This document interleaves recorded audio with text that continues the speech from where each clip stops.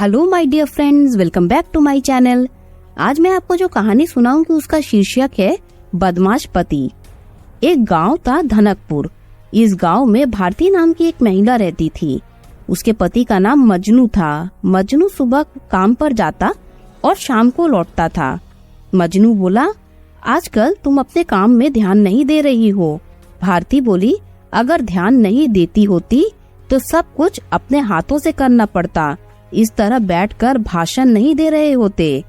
मजनू बोला, कल जो 50 रुपए दिए थे दो, जरूरी काम है। भारती बोली, मेरे पास नहीं है। मजनू बोला, कहाँ गए? कल ही तो दिए थे। भारती बोली, सब्जी लेकर आई हूँ, सप्ताह भर की सब्जियाँ एक साथ ले आई हूँ। मजनू बोला, क्या तुम पागल हो गई हो? इतनी सारी सब्जियाँ एक साथ लाने की क्या जरूरत थी? मुझे तो एक कटोरी भर के सब्जी नहीं देती हो, तो इतनी सब्जी का क्या करोगी? भारती बोली, अगर आपको सब्जी नहीं देती हूँ तो क्या मैं खुद खा जाती हूँ? यह जो तुम्हारी तोंद है ना, वो ऐसे ही नहीं बढ़ी है। मजनू बोला, देखो मेरे पेट के बारे में कुछ मत कहा करो। भारती बोली, नहीं तो क्या? मजनू बोला, नहीं तो अच्छा नहीं होगा। भारती बोली, अरे जाओ जाओ तुम। मजनू बोला, जुबान संभाल के। भारती बोली, अरे कहाँ न जाओ। मजनू भारती के ऊपर हाथ उठाते उठाते रुक जाता है। भारती बोली, क्या हुआ, रुक क्यों गए? बस यही देखना बाकी रह गया था। मजनू बोला, मैं औरतों पर हाथ नहीं उठाता हूँ। भारती गुस्से से बाहर चली जाती है। मजनू भी काम पर निकल जाता है। जब मजनू शाम को घर वापस लौटता है तो घर में कोई दिखाई नहीं देता है। मजनू बोला, अरे सुनती हो, कहाँ गई? लेकिन कोई आवाज नहीं आती। मजनू बोला, अरे कहाँ गई तुम? जल्दी से पानी लेकर आओ। लेकिन कोई आवाज नहीं आती। मजनू फिर रसोई में जाकर देखता है, पर वहाँ भी कोई नहीं होता है। फिर मजनू घर के दरवाजे की ओर जाता है और वहाँ से एक गुजर रही औरत से पूछता है। मजनू बोला, दादी, क्या आपने भारती को कहीं जाते हुए देखा है? दादी बोली, नहीं बेटा, मैंने तो उसे सुबह से नहीं देखा है। तभी गांव का आदमी भागता हुआ मजनू के पास आता है। आदमी बोला, भैया वो भाभी भाभी वो। मजनू बोला, मैं भी तुम्हारी भाभी को ही ढूंढ रहा हूँ। आदमी बोला, अरे भैया वो भाभी वहाँ। मजनू बोला, कहाँ है वो, बताओ। आदमी बोला, भैया आप मेरे साथ चलो। आदमी मजनू को जंगल की ओर ले जाता है और वहाँ काफी भीड़ होती है। मजनू को देखते ही सारे लोग रास्ते से हट जाते हैं। वहाँ सामने एक लाश पड़ी होती है जिस पर कफन डाला हुआ होता है। मजनू बोला, अरे यह कौन है, क्या हुआ इसे? आदमी बोला, भैया हमने बताने की हिम्मत नहीं है, आप खुद ही देख लो। मजनू ने जैसे ही कपड़ा उठाया वह जमीन पर बिखर गया और चीख चीख कर रोने लगा। भारती उठो, भारती उठो, यह तुम्हें क्या हुआ है? आदमी बोला, भैया अब यह कभी नहीं उठेगी। पिछले 2-3 घंटे से हम तुम्हारा इंतजार कर रहे हैं। मजनू बोला, भारती उठो, मजाक मत करो मेरे साथ, चलो उठो, घर चलते हैं। आदमी बोला, भैया संभालो अपने आप को। मजनू बोला, हे भगवान, ये क्या हो गया, मेरी तो दुनिया ही उजड़ गई। तभी 2 पुलिस वाले वहाँ आते हैं और लाश का मुआयना करने लगते हैं। गांव वालों ने किसी तरह मजनू को संभाल लिया। एक पुलिस वाला लाश से हल्का कपड़ा उठाता है और कहता है, यह हत्या का मामला है, किसी ने यहाँ कुछ होते हुए देखा है? आदमी बोला, नहीं साहब, हमने तो कुछ भी नहीं देखा, मुझे तो इस नत्थू ने बताया था। नत्थू बोला, साहब मैंने तो कुछ नहीं देखा, मैं रास्ते से गुजर रहा था तो देखा भाभी यहाँ पड़ी हुई है। पास आकर भाभी की नब्ज देखी तो कोई हलचल महसूस नहीं हुई, तभी मैंने गांव वालों को बुलाया। पुलिस बोला, इसका मतलब इसकी हत्या कैसे हुई इसके बारे में तुम लोगों को कुछ भी नहीं पता? गांव वाले बोले, नहीं नहीं साहब। पुलिस वाला बोला, हम इस लाश को पोस्टमार्टम के लिए ले जा रहे हैं। तभी एक एम्बुलेंस वहां आती है और लाश को पोस्टमार्टम के लिए लेकर चली जाती है। अगले दिन एक पुलिस वाला मजनू के घर पहुंचता है। मजनू दीवार पर टंगी हुई तस्वीर से बोलता है, अरे ये क्या हो गया तुमको, इस तरह मुझे छोड़कर क्यों चली गई? मैं तुम्हारे बिना कैसे रहूंगा? पुलिस वाला बोला, मजनू तुम्हारी पत्नी के शरीर पर चोट के निशान हैं। तुम्हें अभी मेरे साथ पूछताछ के लिए थाने चलना है। पुलिस वाला मजनू को अपनी साथ लेकर पुलिस स्टेशन चला जाता है। इंस्पेक्टर बोला, हाँ मजनू, तो भारती नाम की महिला की हत्या हुई है, वह तुम्हारी पत्नी है। मजनू बोला, जी साहब। इंस्पेक्टर बोला, किसने मारा है उसे? किसी पर कोई शक मजनू? मजनू बोला, जी नहीं साहब, मुझे तो किसी पर कोई शक नहीं है। इंस्पेक्टर बोला, पर मुझे तो तुम पर है। सुना है तुम अपनी पत्नी के साथ लड़ाई झगड़े करते थे, मारपीट करते थे। मजनू बोला, नहीं नहीं साहब, लड़ाई झगड़ा तो नहीं, लेकिन कभी कभार नोक झोंक हो जाती थी। इंस्पेक्टर बोला, अच्छा, तो इस नोक झोंक में कल तुमने अपनी पत्नी पर हाथ उठाया? मजनू बोला, साहब भगवान की कसम, केवल हाथ उठाया था, मारा नहीं था। इंस्पेक्टर बोला, सच सच बोलो, तुमने ही कल पत्नी की हत्या करके उसे जंगल के बीच फेंक दिया था ना, ताकि तुम पर किसी को शक ना हो? मजनू बोला, नहीं नहीं साहब, आखिर मैं ऐसा क्यों करूँगा? इंस्पेक्टर बोला, रोज रोज की नोक झोंक से तंग आकर आखिर तुमने ही उसे निपटा दिया।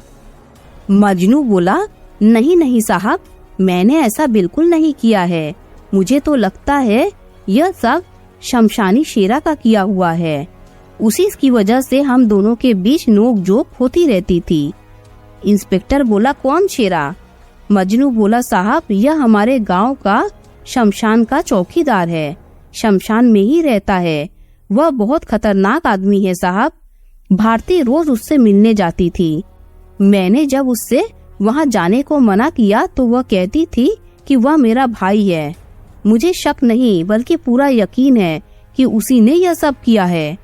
इंस्पेक्टर बोला, ठीक है, हम पूछताछ कर रहे हैं। अब तक तहकीकात जारी है, तुम्हें जरूरत के समय पर बुला लिया जाएगा। अभी तुम घर जा सकते हो। मजनू हाँ में सिर हिलाकर वहाँ से चला जाता है। इसके बाद इंस्पेक्टर कुछ सिपाहियों के साथ शमशान जाता है। वहाँ पर किसी का अंतिम संस्कार हो रहा था और शेरा अपने पेट से एक कंबल लपेटे हुए, हाथ में लाठी लिए हुए एक तरफ बैठा हुआ था। सिपाही बोला, क्या तुम ही शेरा हो, इस शमशान के चौकीदार? शेरा बोला, हाँ मैं ही हूँ। इंस्पेक्टर बोला, हमें तुमसे पूछताछ करनी है। शेरा बोला, अब हमसे क्या पूछताछ करनी है? तुम्हारा अब कौन मर गया है? यहाँ तो सब अपने अंतिम समय में ही आते हैं। सिपाही बोला, अरे तू ज्यादा फिलॉसफी मत झाड़। इंस्पेक्टर बोला, चल अब अपनी फिलॉसफी झाड़ना बंद कर और बता, मजनू की पत्नी भारती यहाँ रोज क्यों आती थी? शेरा बोला, यह मेरा निजी मामला है, इन सब के बारे में मैं आपको क्यों बताऊं? सिपाही बोला, अरे यह निजी नहीं बल्कि एक कत्ल का मामला है। कल रात मजनू की पत्नी का किसी ने कत्ल कर दिया है और उसे बीच जंगल में फेंक दिया, और तुझे मस्करी सूझ रही है?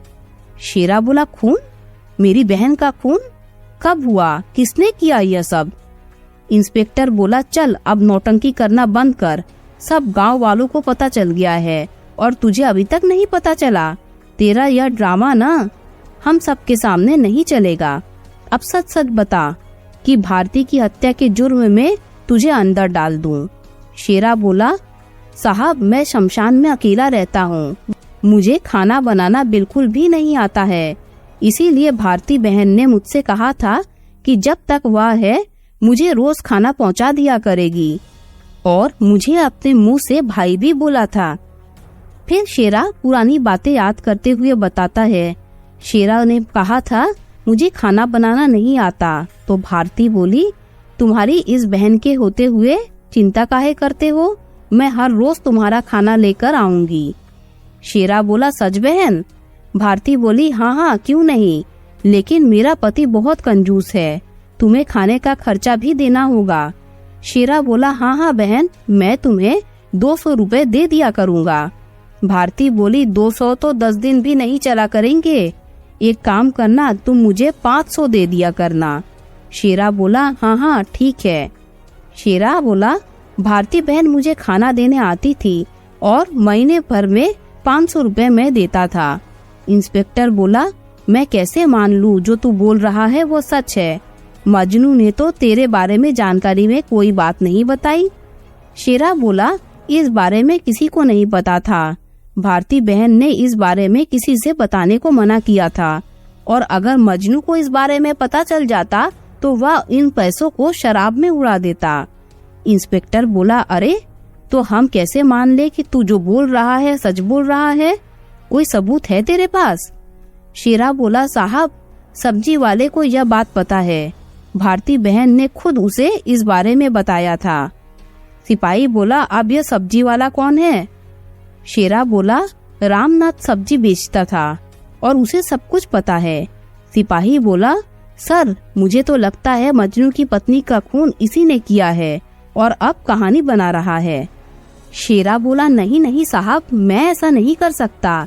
जिस औरत ने मुझसे बहन बनकर खाना खिलाया, मैं उसके साथ नमक हरामी नहीं कर सकता।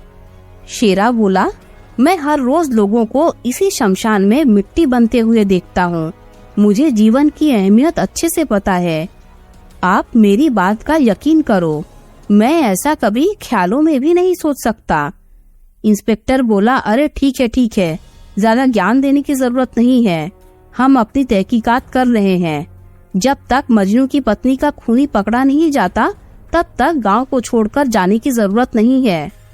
शेरा हाँ में सिर हिलाता है। उसके बाद सिपाही और इंस्पेक्टर दोनों पुलिस की गाड़ी में बैठकर चले जाते हैं। सिपाही ने कहा, सर मुझे तो लगता है भारती की हत्या इसी शेरा ने की है। पकड़ा जाने के डर से कहानियां बना रहा है। इंस्पेक्टर बोला, ना, वह ऐसा काम नहीं कर सकता। उसके सामने लोगों की चिता जलती है और उसके परिवार वाले रोते भी लगते हैं। वह ऐसा नहीं कर पाएगा। दोनों रामनाथ सब्जी वाले के पास पहुंचते हैं। रामनाथ बोलता है, भिंडी, तुरई, गोभी ले लो। सिपाही बोला, अरे तू क्या रामनाथ है? रामनाथ बोला, जी साहब मैं ही हूँ, बोलिए कौन कौन सी सब्जियाँ दूं? सिपाही बोले, तेरी तो पूरी ठेली खरीदनी है। रामनाथ बोला, क्या सच में? लगता है आज थाने में बहुत बड़ी दावत होने वाली है। सिपाही बोला, अरे दावत तो तेरी मैं आज बनाऊंगा। हम यहाँ तहकीकात के लिए आए हैं, एक हत्या के बारे में पूछताछ करने के लिए, और तुझे दावत की पड़ी है। इंस्पेक्टर बोला, बता तू मजनू के पत्नी के बारे में क्या जानता है? रामनाथ घबरा जाता है। सिपाही बोला, अरे अब क्या तुझे सांप सूंघ गया? बता अभी। रामनाथ बोला, साहब भारती भाभी बहुत अच्छी थी, मुझसे ही सब्जियां लेकर जाती थी। हाँ, मगर पैसे पूरे नहीं देती थी। इंस्पेक्टर बोला, तू शेरा और भारती के बारे में क्या जानता है? रामनाथ बोला, हाँ, वह शेरा के लिए खाना लेकर जाती थी। खुद भारती भाभी ने मुझे बताया। उन्होंने इस बात को किसी और को बताने से मना किया था। उसका जो पति है ना मजनू, वह बहुत ही गुस्सेबाज और खर्चीले किस्म का आदमी है। जितना भी कमाता है सब कुछ शराब और जुए में उड़ा देता है। इसीलिए भाभी को लगता था कि वह पैसे नहीं देगा। साहब मैं बस इतना ही जानता हूँ। इंस्पेक्टर बोला, अगर और कुछ बात है तो बता दे। बाद में अगर कुछ पता चला तो मैं तुझे सीधा अंदर कर दूंगा। मर्डर का मामला है, जमानत भी नहीं होगी। रामनाथ बोला, साहब बस मेरा नाम बीच में नहीं आना चाहिए। इंस्पेक्टर बोला, चल अब बता। रामनाथ बोला, साहब कल जब भाभी जी सब्जी लेने आई थी तो उनके साथ उनकी पड़ोसन शशि भी आई थी। दोनों ही मुझसे सब्जियां ले रही थी। भारती बोली, भैया आज मुझे 1 किलो कटहल दे दो। रामनाथ बोला, कटहल 50 रुपए किलो है। भारती बोली, अरे तुम कर दो भैया, शेरा भैया मुझसे अलग से पैसे दिए हैं उसके लिए। राशि बोली, ओ भैया जरा 1 पाव कटहल तो देना। रामनाथ बोला, कुछ और ले लो, कटहल तो खत्म हो गया है। राशि बोली, क्यों झूठ बोल रहे हो, इतना सारा तो पड़ा हुआ है। रामनाथ बोला, यह सब भारती भाभी ने ले लिया है। राशि बोली, इतने कटहल का क्या करोगी, आदमी है या भूत? भारती बोली, हाँ, अब तुम कुछ भी समझ लो, लेकिन तुमसे कम ही हूँ। राशि बोली, भारती आजकल तेरी जुबान बहुत चलने लगी है, लक्षण कुछ ठीक नहीं लगते। भारती बोली, मेरे लक्षण की छोड़ो, तुम अपने लक्षण की बात करो। राशि बोली, मैं अभी अभी तेरी शिकायत करके तुझे मजा चकाती हूँ। रामनाथ बोला, साहब मुझे बस यही बात पता थी, इंस्पेक्टर बोला और कुछ? रामनाथ बोला लेकिन साहब। इंस्पेक्टर उसके पास जाता है और जोर से थप्पड़ लगाता है। इंस्पेक्टर बोला खून इसी ने किया है, गिरफ्तार कर लो इसे। सिपाही उसे गिरफ्तार करके ले जाते हैं।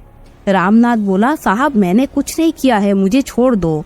इंस्पेक्टर बोला शायद तेरी कहानी अधूरी है, चल इसे हम पूरा करते हैं। रामनाथ बोला शायद राशि भाभी ने जानकर मजनू से शिकायत कर दी थी और वह वहां आ गया था। मजनू बोला तुम मेरा मेहनत का पैसा उस भाई पर उड़ा रही हो, जब मैंने मांगे तो तुम्हारे पास नहीं थे। रामनाथ बोला अरे भाई काहे का झूठ बोल रहे हो, भारती भाभी को तो शेरा हर महीने 500 रुपए देता है। मजनू बोला अच्छा, तो तुम उन पैसों से अय्याशी उड़ा देती हो, चलो तुम। भारती बोली नहीं नहीं, यह मेरी मेहनत की कमाई है, मैं तुम्हें नहीं दूंगी। रामनाथ बोला अरे तुम दोनों यहाँ झगड़ा मत करो, यहाँ से जाओ। दोनों में हाथापाई शुरू हो जाती है। मजनू ने भारती का गला पकड़ा और तेजी से पीछे की तरफ धक्का दिया। भारती सीधा जाकर ठेली के कोने से टकराई और उसके सिर से खून बहने लगा। मजनू ने उसे उठाने की खूब कोशिश की, लेकिन उसने वहीं दम तोड़ दिया। रामनाथ बोला अरे भैया यह क्या किया तुमने? मजनू बोला अरे कुछ नहीं, इसे अभी अस्पताल लेकर जाता हूँ, ठीक हो जाएगी। अपना मुंह बंद रखना, इसी में तुम्हारी भलाई है। रामनाथ बोला साहब उसके बाद पता नहीं, भाभी की लाश जंगल के बीच में मिली। इंस्पेक्टर बोला तुमने बात छुपाकर गुनाह किया है। रामनाथ बोला साहब मैं डर गया था, अब आप बचा लो। इंस्पेक्टर बोला वह अपराधी को सजा देने में हमारी मदद करो। इंस्पेक्टर बोला तुम्हें उस मजनू के खिलाफ अदालत में गवाही देनी होगी। रामनाथ बोला जी साहब मैं अदालत में सही सही बोल दूंगा। सिपाही लौटते हुए बोला सर आपको पता कैसे चला कि रामनाथ कुछ छुपा रहा था और उसने बात को घुमाया है? इंस्पेक्टर बोला तुमने सुना नहीं, राशि और भारती में झगड़ा हुआ और उसने सबके सामने सबक सिखाने की धमकी भी दी। बस मैंने यही सब सुनकर हवा में तीर छोड़ दिया और उसने सब कुछ सही सही उगल दिया। इंस्पेक्टर और सिपाही मजनू को पकड़कर जेल में डाल देते हैं।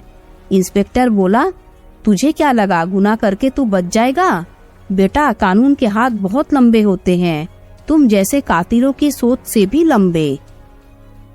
दोस्तों अगर कहानी अच्छी लगी हो तो लाइक शेयर सब्सक्राइब कीजिए। Thanks for listening.